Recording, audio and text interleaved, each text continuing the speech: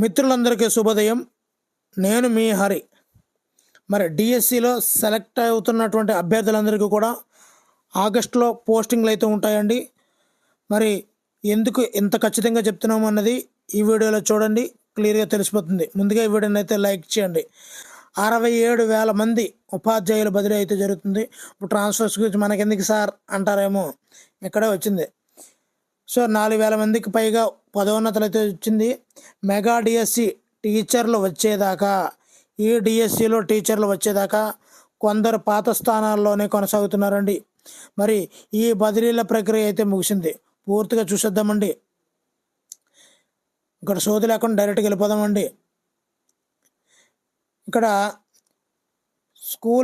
కొంతమంది ఎగ్జిక్యూటివ్లు, స్కూల్ అసిస్టెంట్లకు బదిలీలు అయినప్పటికీ వారు పాత బడుల్లోనే పని చేయాల్సిన అనివార్యత నెలకొంది. వీరు కొత్త పాఠశాలల్లో చేరి పాత పాఠశాలల్లో కొన్నాళ్ళు కొనసాగాల్సి ఉంటుంది. మరి రిలీవర్ లేరండి, కొత్త వాళ్ళు వస్తేనే కానీ వాళ్ళు వెళ్ళరు అనమాట. మెగా డిఎస్సి నియామకాల ద్వారా వీరిని రిలీవ్ చేస్తారు. ఎవరైతే ట్రాన్స్ఫర్ కోరుకున్నారో కొత్త డిఎస్సి వాళ్ళు వెళ్ళిన తర్వాత పాత డిఎస్సి ఆల్రెడీ ట్రాన్స్ఫర్ అయిపోయిన వాళ్ళు వెళ్ళిపోతారనమాట. కొన్ని చోట్ల ఏకోపాధ్యాయ పాఠశాలలో పనిచేస్తున్న టీచర్లకు బదిలీ అయినప్పటికీ ట్రాన్స్ఫర్లో కొత్త ఆర్డర్ అయితే వచ్చేసింది.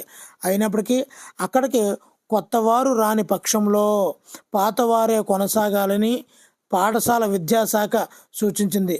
సబ్జెక్టు టీచర్లో సగం మంది ఉండాలన్న నిబంధన పెట్టడంతో కొందరు కొత్త పాఠశాలల్లో చేరి వెనక్కి వచ్చారు.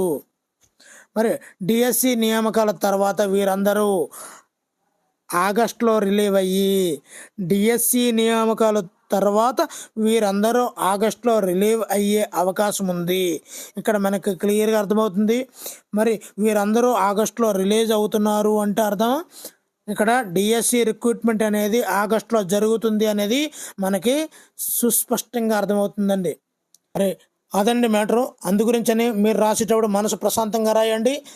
ఆగస్టు 15 మన పాఠశాలలో నూతనంగా మనం అడుగు పెడుతున్న పాఠశాలలో జెండా పాతేద్దామండి. ఓకేనండి.